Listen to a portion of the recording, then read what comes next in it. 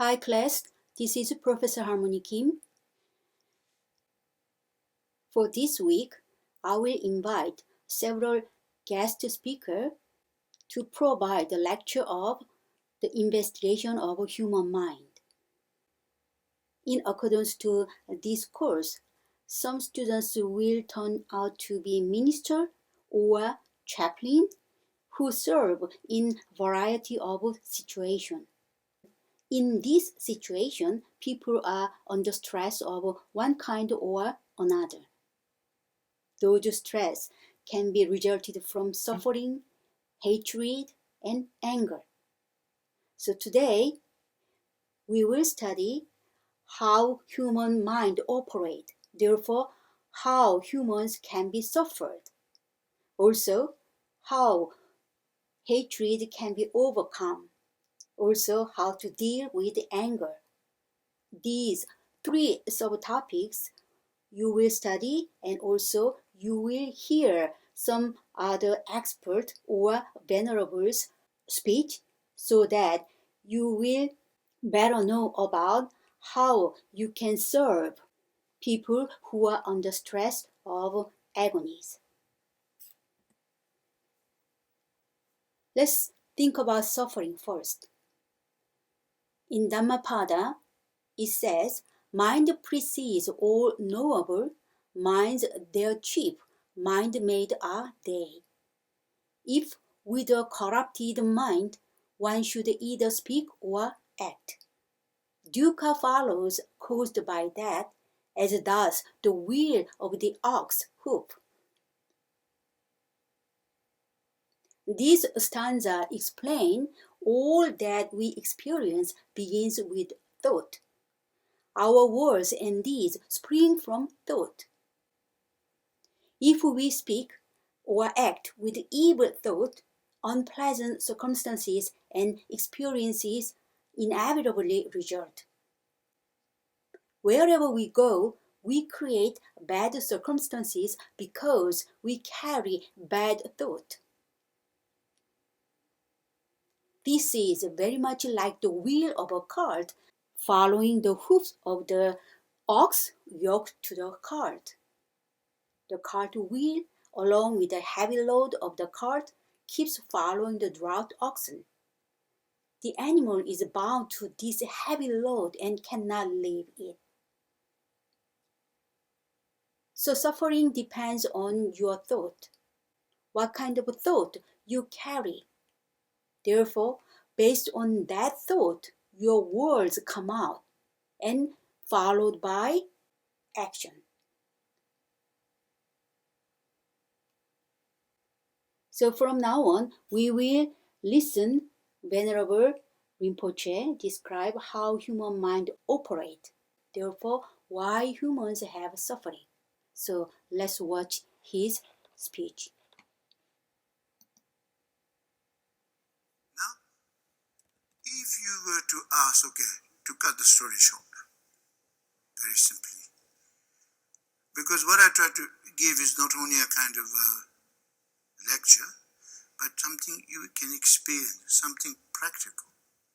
I think many of you come for something that you can learn, something that you can use. Is that not so?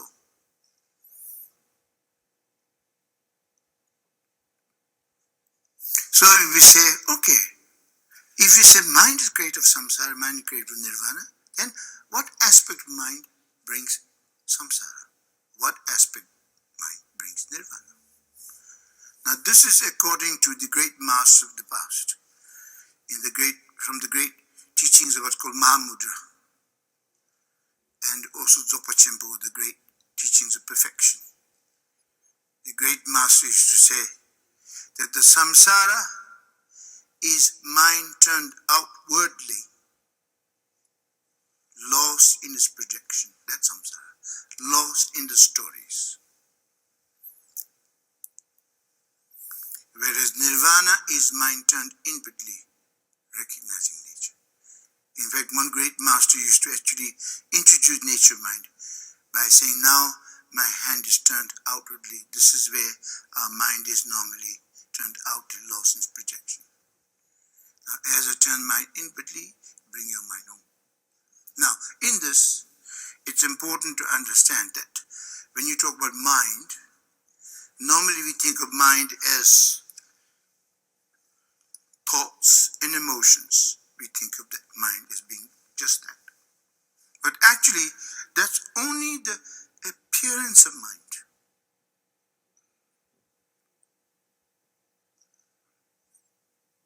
Like the sun's rays, not the sun itself. Buddhist teachings speak of two. This is the heart of the teaching, is that there's essence of mind, there's appearance of mind. His own Dalai Lama says there's appearance and reality. The essence of mind and appearance of mind. Often we are only lost in the appearance of mind.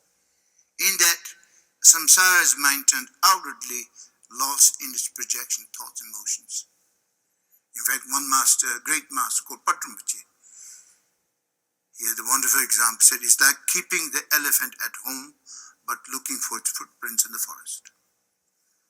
Elephant is here, you're looking for the elephant, but you're always looking outwardly, lost in the footprints. You got it.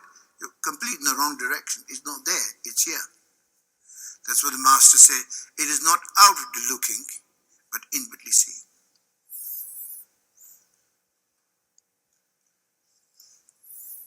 So there is the appearance of mind in thoughts, emotions.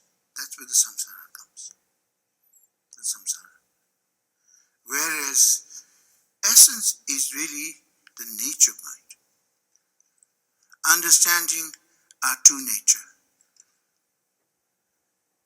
Now, one reason for us we've lost our nature of mind, our true being, is that we are scattered everywhere and nobody's at home. You got it? We're everywhere. We do many things, we speak a lot, we think a lot,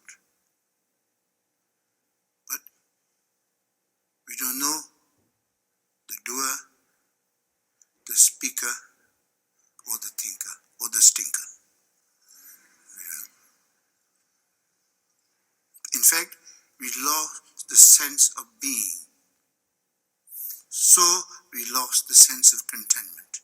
In fact, the French philosopher Pascal once said, all of men's difficulty, in those days they used to say men, everything, mankind, they're now not politically correct.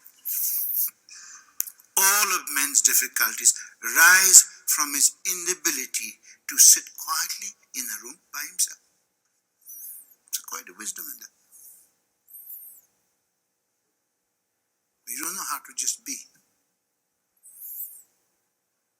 We lost the sense of being. In fact, just thinking and doing and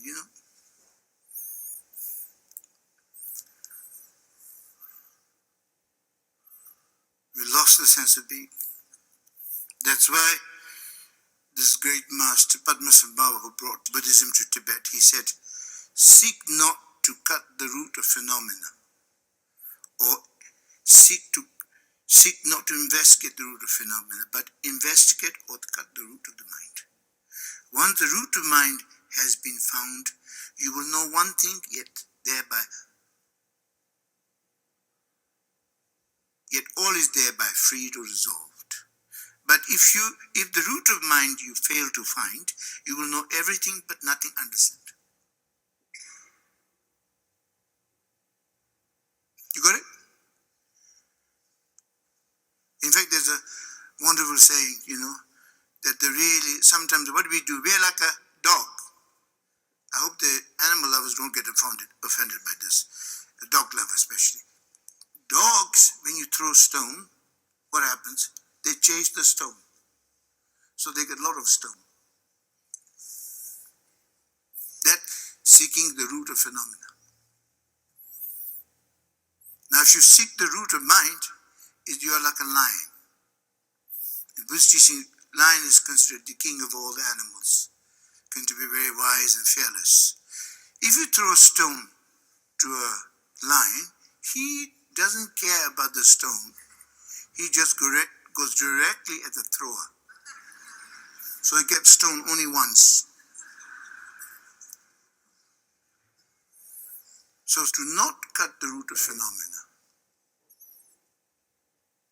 but seek to cut the root of mind.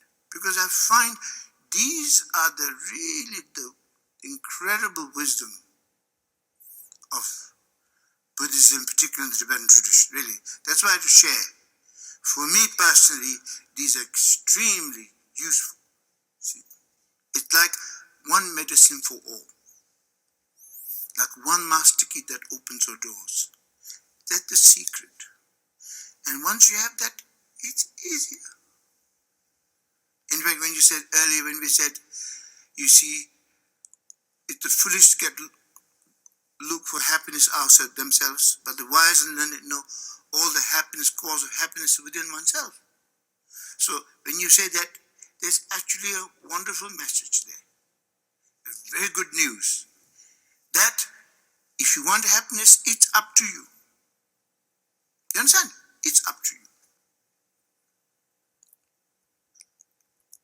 And as regard the mind growth, the mind is, in fact, his own Dalai quotes this often, a great Kadamba master of mind training, compassion. He often used to say, the wonderful thing about the mind is that it can always be transformed. There are many, many incredible accounts. As we look at the life of Milarepa, from a sinner to saint. In fact, his own Dalai often says, when I think of Milarepa, he says, I cry. When I tell the story of Milarepa to others, I still cry. Because one thing is amazing about Milarepa is dedication. How through his hard work and his dedication that he was able to accomplish enlightenment in one lifetime. Of that, his own Dalai says, of no doubt. We need inspiration like him. And it's possible. It is up to us. Is that clear? It is up to us to be happy. By working with mind, by understanding the most important mind. But the trouble with us, you see, is that even though what is good for us, often we don't do. As said by Shantideva, the longing to be happy in their ignorance, they destroy their own happiness as if it were the worst enemy. Though they wish to get rid of suffering, yet they rush headlong toward it. But we need to, we may say, but I know all this, but how I don't, you need to just remind yourself again and again and again. Often in life, you get strong warnings, messages. And that time you have said to yourself, I must get my act together. Because if you don't take care of yourself, who'll take care of yourself? Nobody can make you happy except yourself. It's up to you. Is that clear? Really, it's up to you.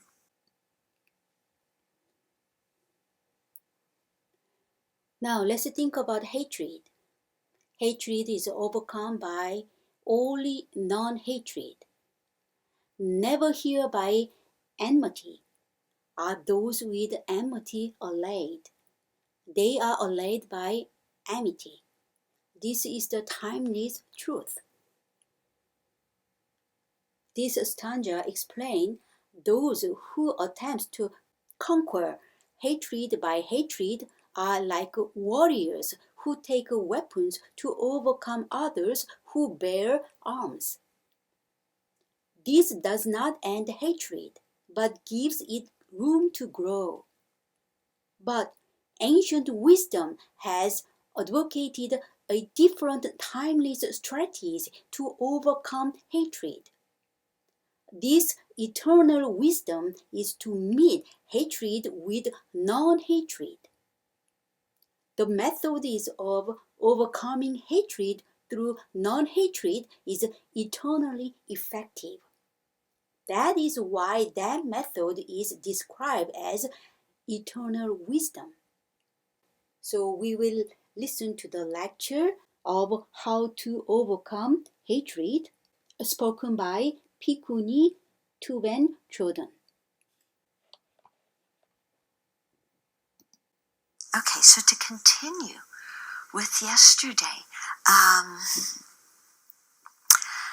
and the fears that this person expressed, it reminded me of one of the very well-known verses in the Dhammapada.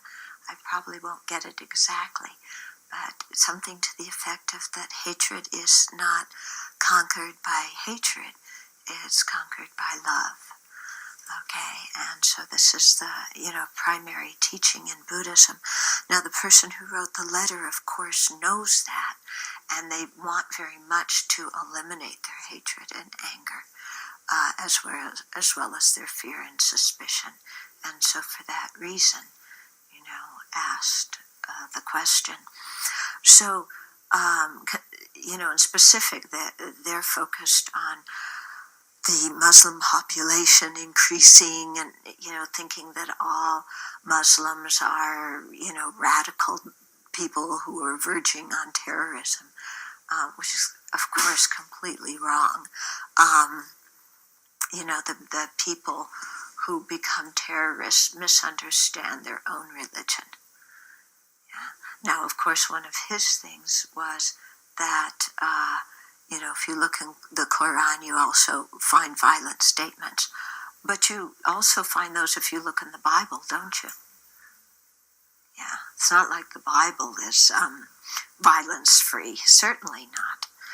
Okay, so I feel that it's very important whenever we find something that we want to criticize in other people to first turn the mirror and look at ourselves and our own culture or our own way of viewing the world and see to what extent we have those. Clearly, his mind is also making, not only grouping all these people and thinking they're all identical, which of course is not true, but you can really see how the grasping at true existence works here. This is what somebody is, this is all they are, all they ever have been, and, the meaning of this person's life is one attribute, which in this case is even an attribute that is falsely imputed to that person. Okay? So how do we get around this? I find one thing that's very helpful when my mind is stuck in a very solid image of a person, whether that image has anything to do with reality or not, is to remember that that person hasn't always had those qualities. They haven't always been like that. Okay? And so in this situation, thinking that not only all Muslims in general, but even those who misunderstand Islam and become terrorists, haven't always been like that. It's not like people came out of the womb that way, with a whole set of political beliefs.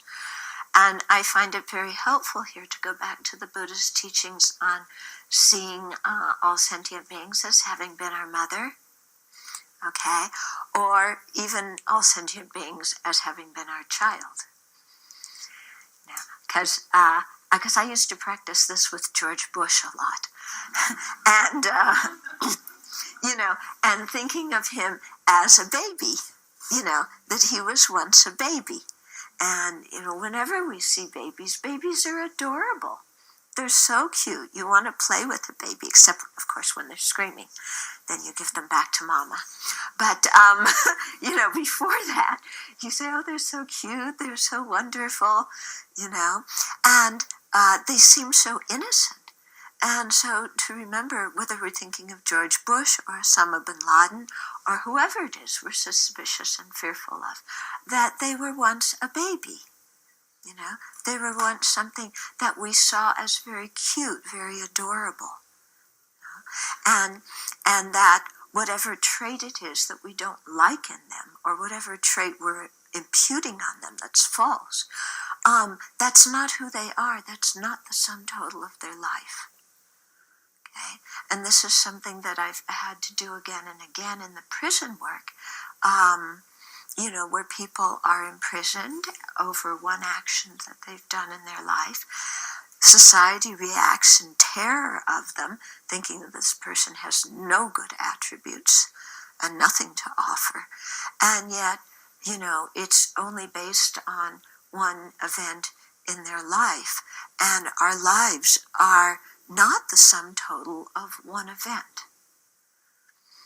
Yeah. So how would we like it if people evaluated us or judged us based on one event in our life, particularly the most harmful thing we ever did? Yeah. So we can see we wouldn't want other people to isolate one characteristic, glom onto that, and think that that's who we inherently, unchangeably are. And so in a situation like this, where he's afraid of a whole group of people, first of all, to realize that not everybody in that group has the attribute that you're projecting. And second of all, that even if somebody did, they, it's only one element in their entire personality, and that everybody has some kindness in them. I think this is quite important. And I know for myself that whenever I make an effort, like if I'm feeling ill at ease around somebody, I make myself make an effort to go and talk to them. Because I know if I don't, I'm just going to sit there and stew in my projection and make it stronger and stronger. If I go and talk to them, I see a human being in front of me. I see somebody who's just like me in front of me. And that, clearly means that I can't hold on to that view that they're an inherently existent awful person. Okay? So try some of those different kinds of thoughts. We touched on a few different ones here. Try some of those in your meditation.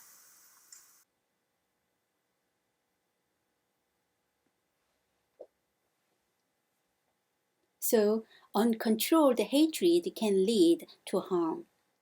When a person holds that he was insulted, assaulted, defeated, or robbed, his anger continues to increase. The anger such a person has no way of subsiding. The more he goes over his imaginary trouble, the greater becomes his desire to avenge it. So, hatred can connected to anger. Now we need to think about how we need to deal with anger. I doubt that none of a person can be free from getting angry, especially under this stressful condition such as COVID-19.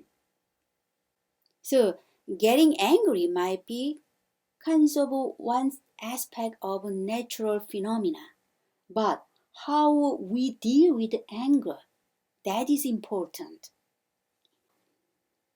So we will listen to Dealing with Anger by guest speaker.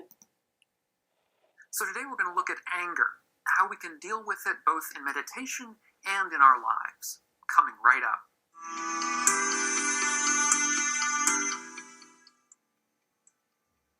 So I'm Doug Smith. I'm study director at the Secular Buddhist Association. That's secularbuddhism.org.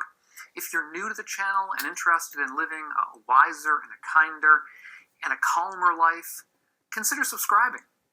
So in my earlier video about mindfulness of mind, I got a question from Jorge Seguel, who asked basically about dealing with anger in particular. Because if we'll recall, mindfulness of mind is where we contemplate the mind, we sit with the mind and contemplate the way it is, its state of being, whether the mind is angry, whether it's not angry, whether it's greedy, whether it's not greedy, the sort of general state of mind. And what Jorge wants to know is how we actually deal with that anger, how we approach it, whether we're supposed to sort of intellectualize it, sort of try to figure out what its roots are while we're sitting in meditation, whether we try to sort of figure it out in some sense, or whether we simply sit with it in a sort of a non-intellectual sense.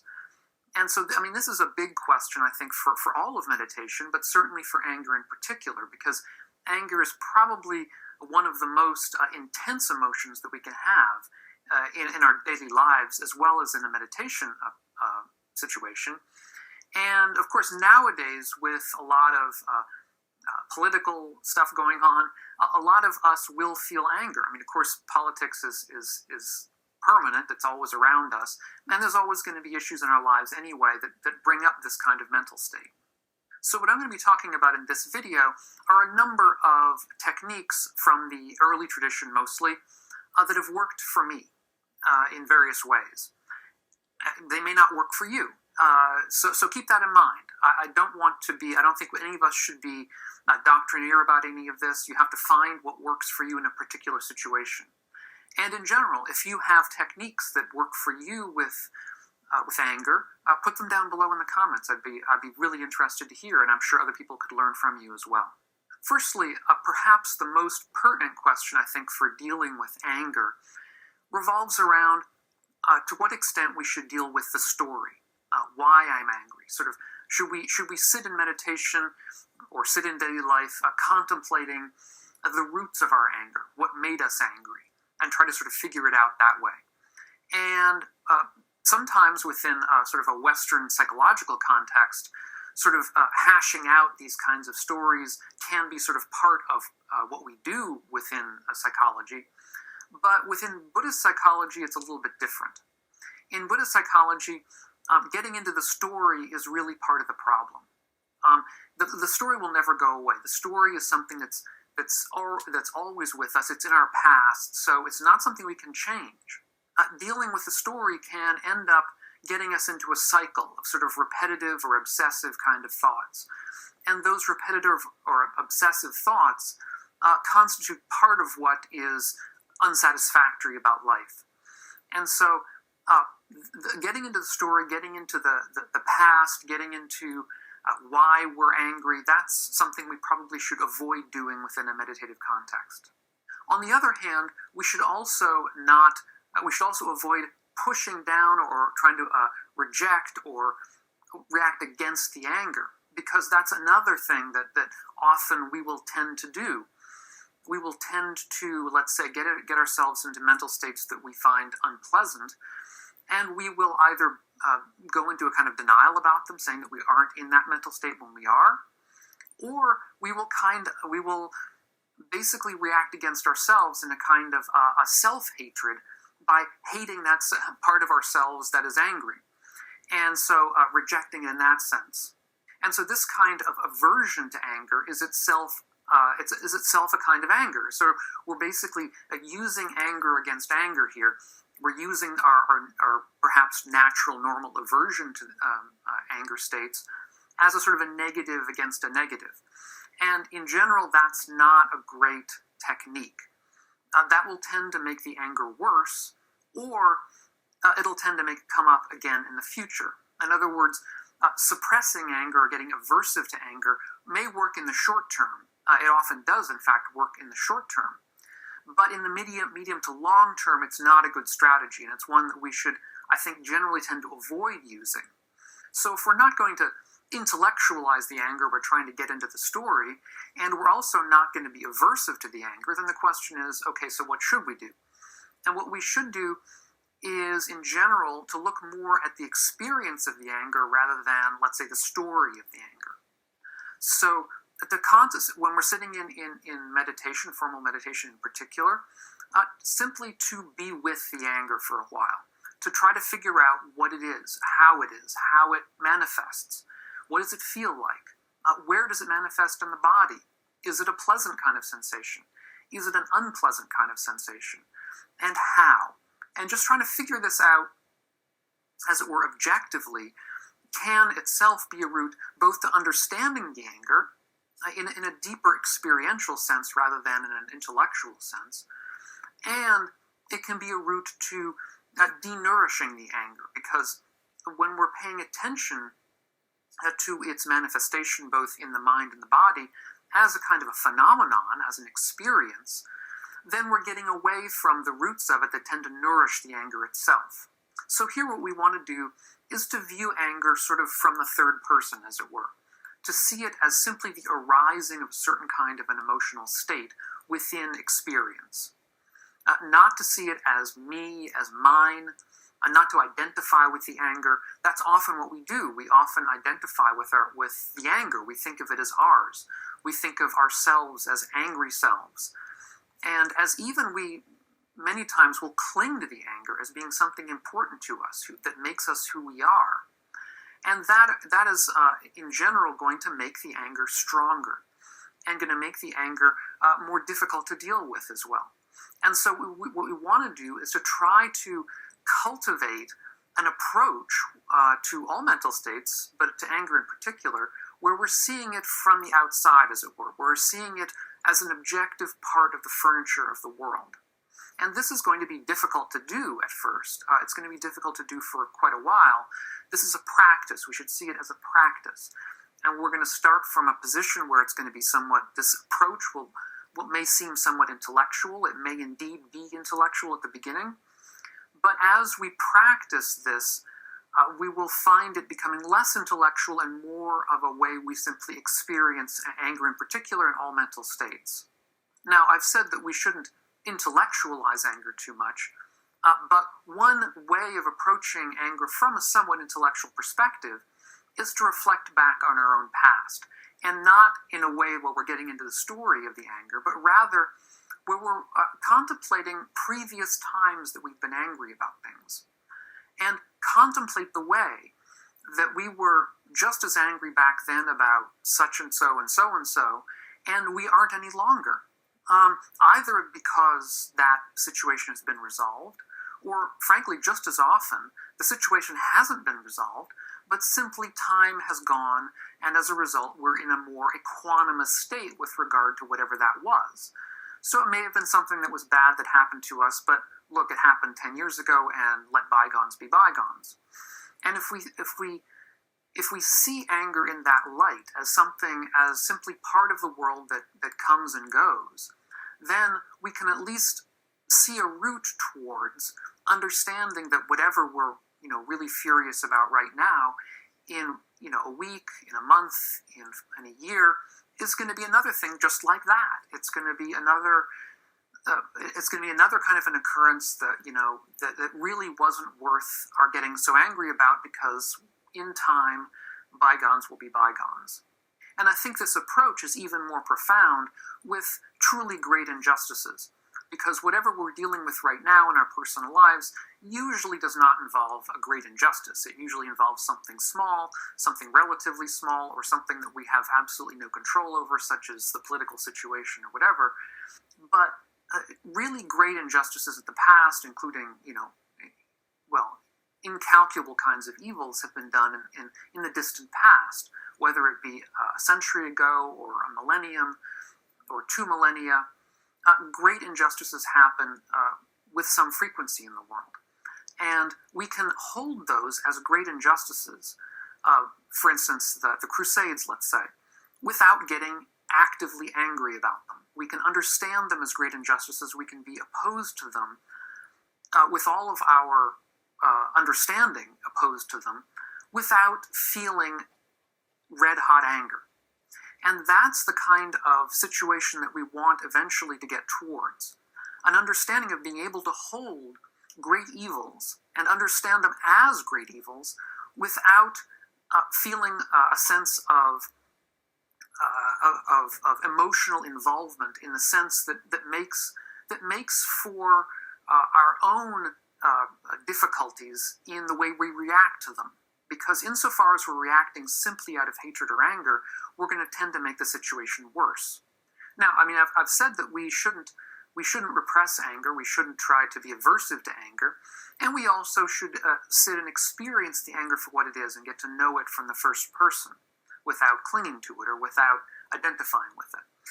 But there are times, and I think in general, as a general practice, it's good to have a practice that counters anger, that does it in a skillful way. So, for example, anger, ill will is one of the 5 hindrances that tends to get in the way of meditation, in particular getting in the way of concentration, meditation, and jhana. which is a kind of a deep concentration that gets us into very pleasant states, it can be a hindrance to our meditation practice, anger can.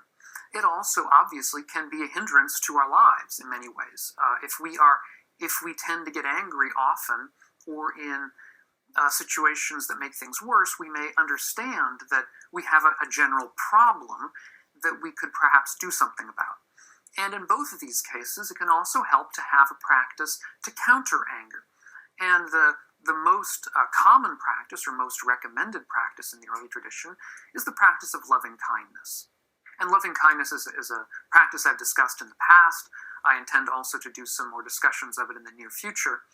But basically, it's a practice where we strive, we make effort to generate certain kinds of positive mental states of kindness, of compassion, of sympathetic joy, and of equanimity.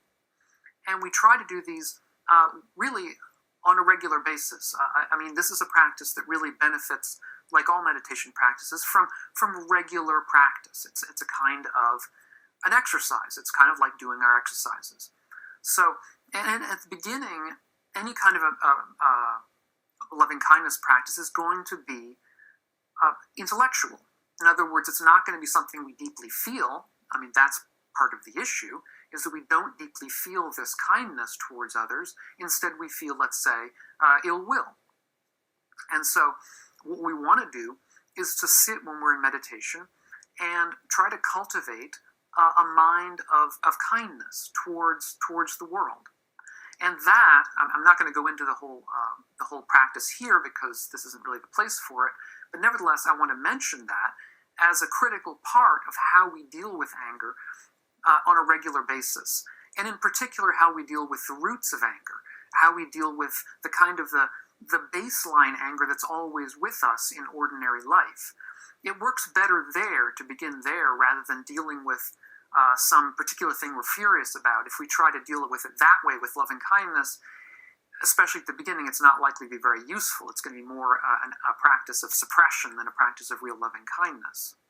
But in general, when we're in that kind of situation where, let's say, anger arises and we either have time to deal with it, perhaps we're alone or in meditation, or perhaps when we're out, with other people and we're discussing something and something comes up and we get very angry, we can nevertheless at least attempt some use of loving kindness. And in this instance, I think it's important for us to do it with the right mindset, if we can. This is obviously, I'm asking a lot, but this is at least where our goal is. And that is that we understand that we're going to try to make a conscious shift from the anger to another state, that we accept the anger for what it is. We're not being aversive to the anger. We're coming from a place of wisdom and self-compassion and compassion for others, rather than from a place of aversion and ill will towards ourselves and our own anger states. These may seem subtle. They're subtle differences. There's subtle differences in the way we hold this kind of effort that we're making. But in the longer term, they're critical to us getting from a place, let's say, of suppressing anger and of spiritual bypassing, where we're pretending the anger doesn't exist, to a place of wisdom and self-compassion.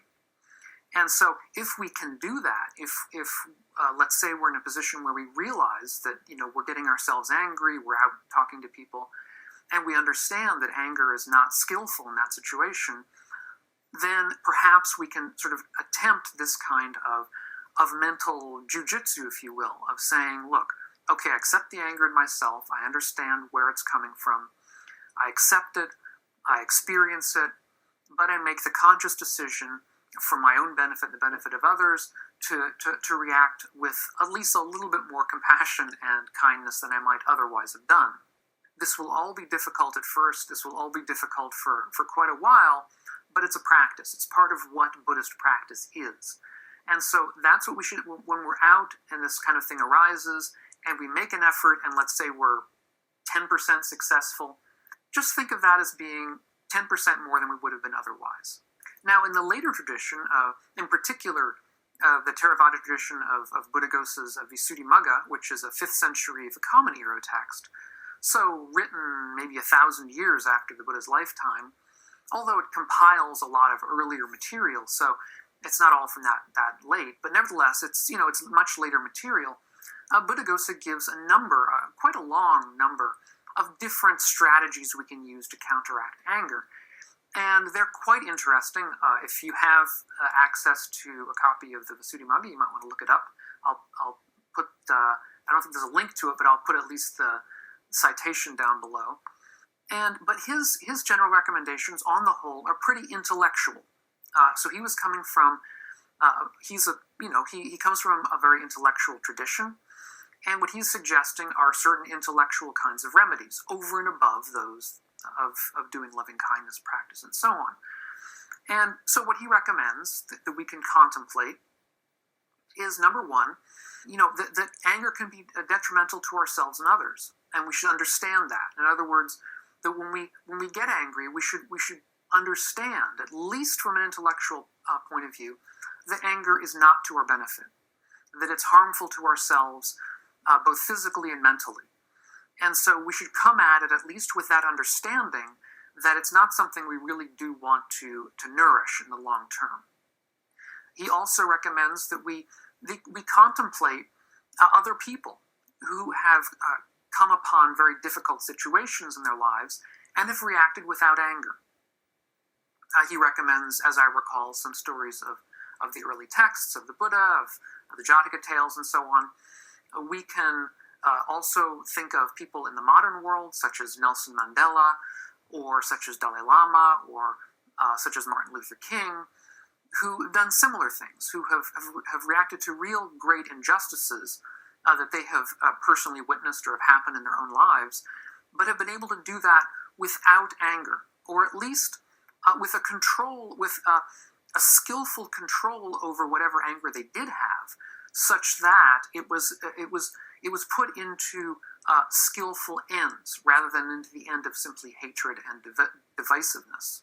He also recommends, and I think this is quite interesting, practices that we actually find in mindfulness practice, which is to see the world in terms of the elements, in terms of the aggregates, the five aggregates, which we'll recall is the way that Buddhism sort of splits up the body and the mind, or in terms of the parts of the body.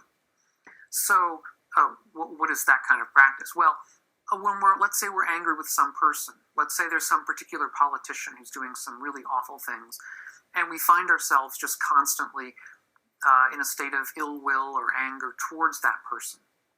Instead of personalizing it towards a particular self, towards a particular being, this person that we're angry with, instead, we look at it in terms of the parts of the body. Are we angry with their arms? Are we angry with their head? Are we angry with their liver? Or we can think of it in terms of the elements, which would have been in early days earth, air, fire, and water, or in the modern time we can think of it in terms of the carbon in their body, or the water, the oxygen, the different trace elements, whatever. Are we angry with one of those? And of course we aren't. Or we can think of it in terms of the five aggregates. Are we angry with their body? Are we angry with their consciousness? Are we angry with their perception, their feeling, their volitional formations? Which of these things are we really angry with? And when we divide up and sort of analyze the person into their constituent parts in any of these different ways, we'll find that the anger tends to dissipate, both because it sort of doesn't have a hold in that case. We don't think of being angry at particular parts. We think of being angry at particular people, right? And when we can overcome the tendency to see the world in terms of people, then the anger can dissipate. Also, simply the exercise, the mental exercise of this kind of analysis can itself, I think, sort of denature or denourish the anger just by itself. And finally, and I think interestingly, Buddhaghosa suggests that if you're angry with somebody and nothing else works, that you should consider giving them a gift. This is, I think, a fascinating kind of suggestion. It's also one that is difficult because we can all think, I think, of ways in which that wouldn't work. I mean, you have to be able to give the gift in the right frame of mind. in the way that that frame of mind comes across as authentic rather than as, say, pitying or angry or whatever. And the other person also has to be in the right frame of mind to accept the gift. I think that, Buddhaghosa was coming from a monastic tradition, so he probably would have been thinking about anger towards other monastics. And in that case, you're in a context where a loving kindness is prized, and so one assumes that, in the case of giving somebody a gift in that situation, it would have been received perhaps with the right mind. In the real world, not in the real world, that's the wrong way to put it, but in a more lay context, in a more householder context, that might not necessarily be understood in the right way. Nevertheless, I would say, at least consider it. At least use it as a mental kind of consideration of how would I do that? Would I be able to do that? Would I be able to do it in a way that would actually work? And there are going to be situations in which actually giving somebody that you're angry with, giving them a gift, and doing it honestly, and doing it openly, and doing it with real kindness rather than in any other way, and not necessarily expecting anything in return. Really, being in a position where you don't expect anything back, you're simply doing it for your own practice and to hope that it comes through to them, but it may not. If you can do that, maybe that would be something to consider anyhow. There was a recent video I saw on the Dalai Lama where he also talked about anger and its problem in our lives. And if I can find it again, I'll put it up here on the screen, because I think it's worth watching. I asked before how you deal with anger in your own lives or in your own meditation practice.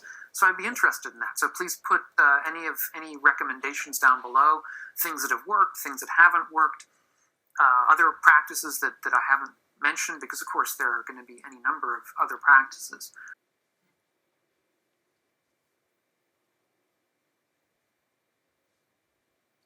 I hope you can find your own way to deal with anger. So let's think about overcoming anger. Living in human society, people often quarrel with one another. When such conflict occurs, people often keep thinking about the wrongs done to them by others. When that happens, their anger tends to grow. But in those who forgive and forget the wrongs done to them, anger quickly vanishes. They are then at peace. So we will listen to the lecture of how to overcome anger by understanding anger. This time, Dr. Christian Conte proposed 5 keys to control anger. What are those 5 keys? Let's listen. Hi, I'm Dr. Christian Conti, and in this video, I'm going to give you 5 keys on how to control your anger.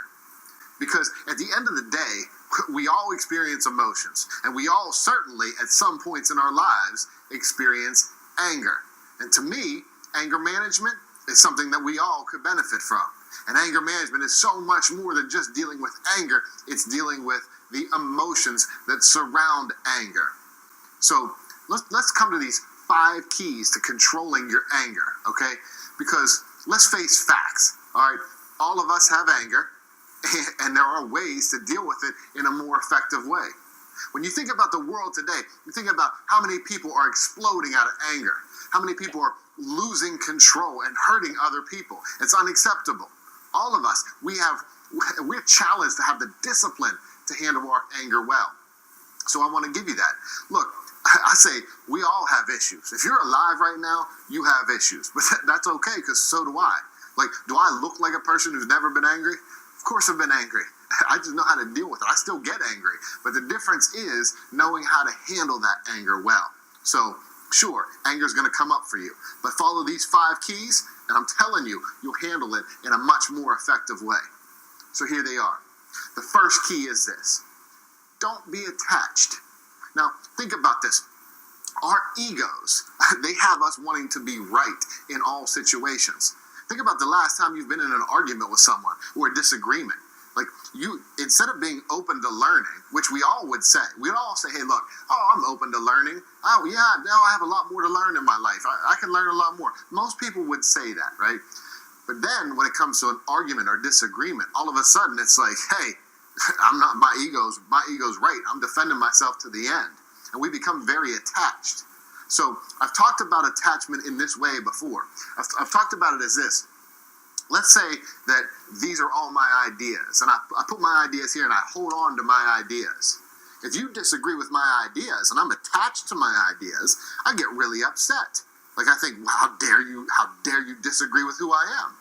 But if I take my ideas and I set them down over here and you disagree with my ideas, I can recognize, hey, you're not disagreeing with the essence of who I am. You're just disagreeing with some of my ideas. So not being attached helps us in a beyond significant way, because I realize it leads to the very second key to what I want to tell you about, which is don't take things personally.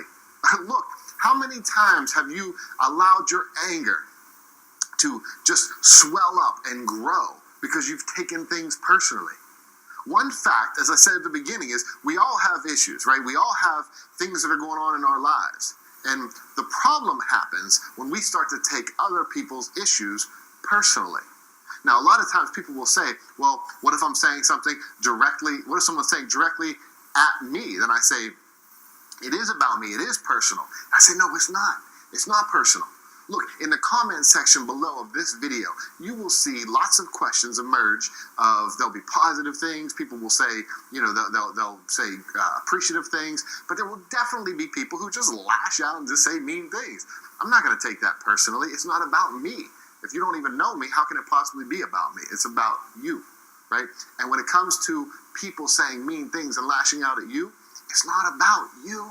It's about them. And when you learn that, when you really get that, because I have a sense that a lot of people understand that here, but then understanding it here is a lot different. But when you can learn to not take things personally, it's one of the greatest gifts you'll ever give yourself. And that's why it's one of the 5, to me, most practical keys to managing your anger well. So the third key to handling anger well and to controlling your anger is learning when to let things go. All too often, people have such a hard time letting things go. And why is that so hard for us? Why is it so hard? Because again, I believe that it comes back to our egos, right? So we want to have things go our way. So we say, well, I'm going to put myself out there, and when I put myself out there, here's what's going to happen. And we become attached to our view. And until we learn to let go of needing things to be our way, then we crumble when things don't go our way. So letting go of needing things to go your way is a really important key to handling your anger well. And you say, well, I never get anything to go my way. Things never go my way. And that's important to understand and not use extreme language. Because all too often we say, never, always, can't stand it. And those words drive anger even bigger. So learning to let go of needing things to go your way is huge, right? Letting go is a powerful, powerful step. The 4th key is this: being aware of what's going on in your body.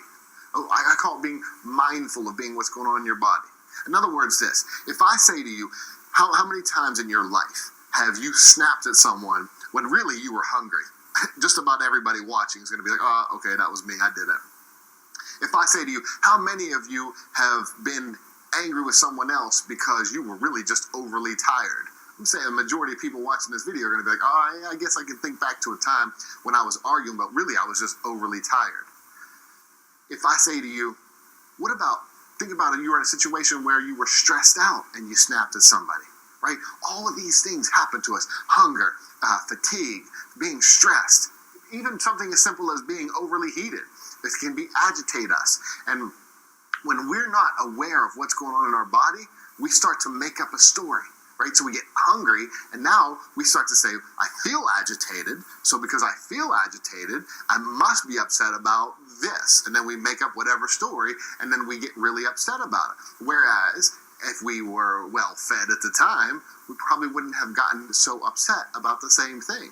So it's really important to be mindful about what's going on inside your body.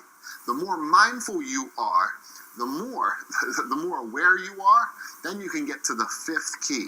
And for me, the fifth key is, it's simple, but it's simple to understand, but it's really hard to practice.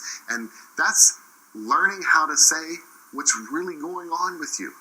Listen to that. Learning how to say what's really going on with you. In other words, if I'm hungry, I can say, instead of snapping at my wife, I can say, you know what, honey, I'm just really hungry right now.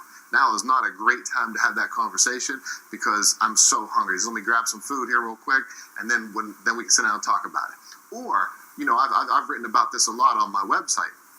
My website, drchristianconti.com. Check it out.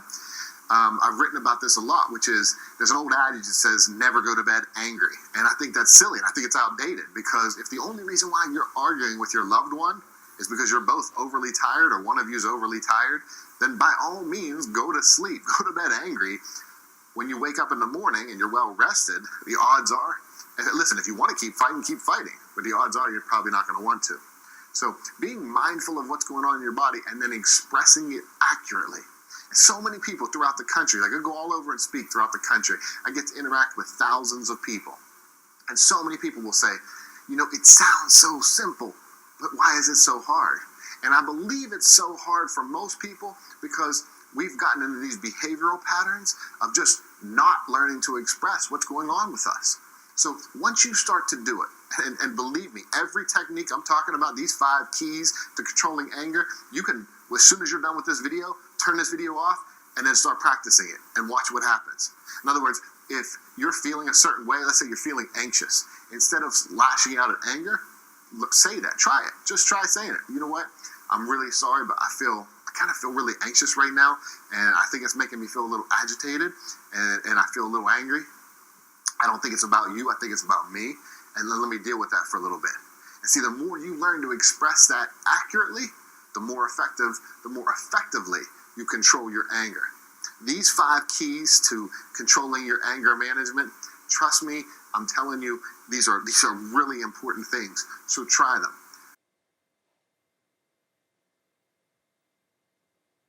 So from the previous video, can you figure out there are 5 kinds of keys to control anger? The first one is don't be attached. Second, don't take things personally. Third, let things go. Fourth, be aware of what's going on in your body. The last key is learn how to say what's really going on with you. And we hear about lecture spoken by layman. This time we hear about anger by Venerable. The Venerable asks about, can you show me anger? And also Venerable provide potential tips to overcome anger.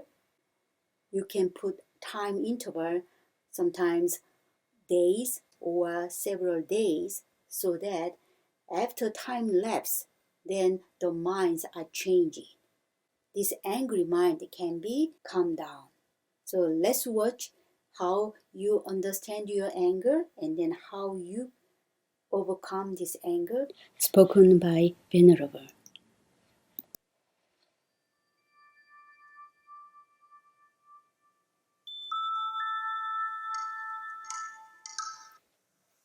When you're smiling from within, your energy changes. No matter how angry the person in front of you is, they will feel better. As soon as they calm down a little bit, they will feel even better.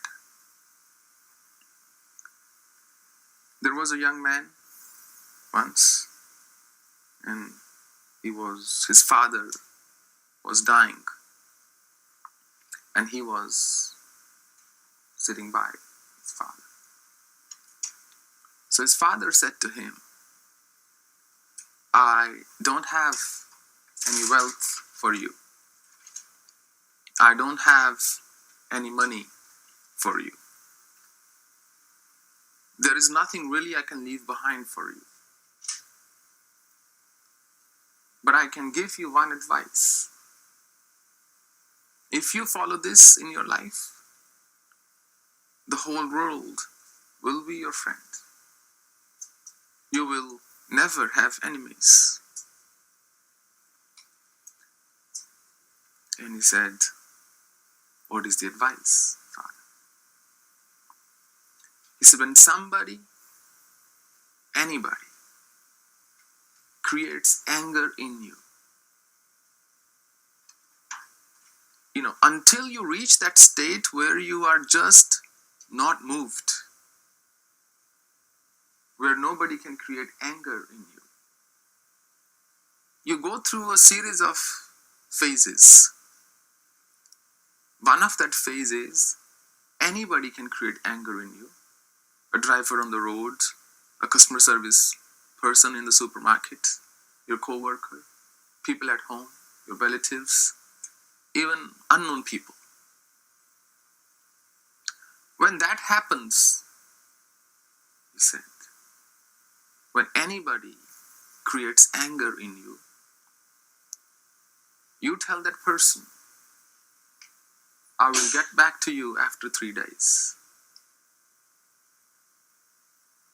I will get back to you after 3 days. 3 days later, you give them the reaction you want. And there is a 99.999999999% chance you would not have a reaction 3 days later.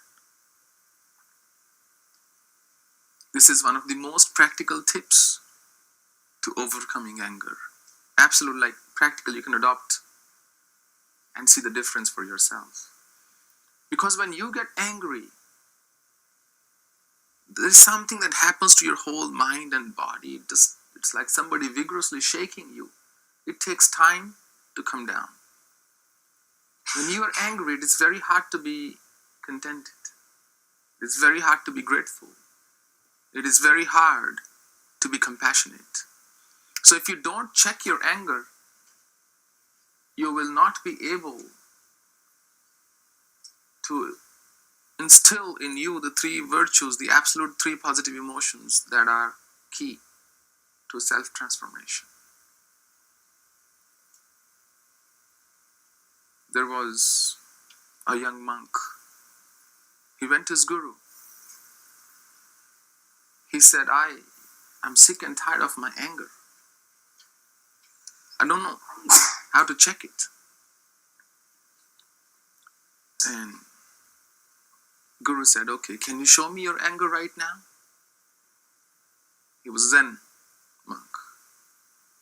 Can you show me your anger right now? He said, well, I don't get angry like this, just whenever I want, it's something happens sometimes. He said, oh, if you cannot show it to me anytime you want, that means it's not your natural state. If it's not your natural state, you are holding on to it. Dhato vishan punsa sangasteshu vijayate. Sangat sanjayate kamat krodha vijayate. Krodhat bhavati sammoha. Sammohat smriti vibhrama. Smriti vanchad buddhi nashat pranashyati. When you contemplate on anything, let's say you have an expectation, you get home and your wife is going to offer you a warm and hearty meal. But she came from work herself and she's tired, she couldn't be bothered. She said, go get yourself a burger. But you were contemplating on a meal. Dhato vishan pusa sangasteshu upjayate. That creates a desire. Attachment, sang, asakti. Sangat sanjayate kama. That creates desire. Then your mind, you may be driving home already thinking, this is what I'm expecting.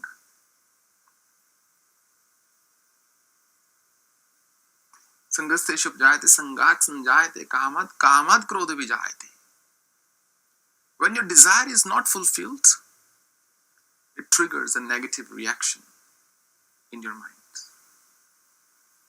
Krodhat bhavati sammoha. It gives birth to a sense of illusion. You lose that sense of right from wrong. That is Brahmit of the Smriti. Mindfulness disappears. You forget what you should be doing and shouldn't be doing. Smriti Branchad Buddhi Nasha. Then you completely lose your intellect and intelligence, and you just get carried away. Your habits, your emotions take over you completely. There is practically no difference between a barking dog and an angry person. Really, there is no difference. If you don't believe me, if you're one of those who actually shout in anger, next time record it and replay. You will not be able to believe that this is you. But do it in private.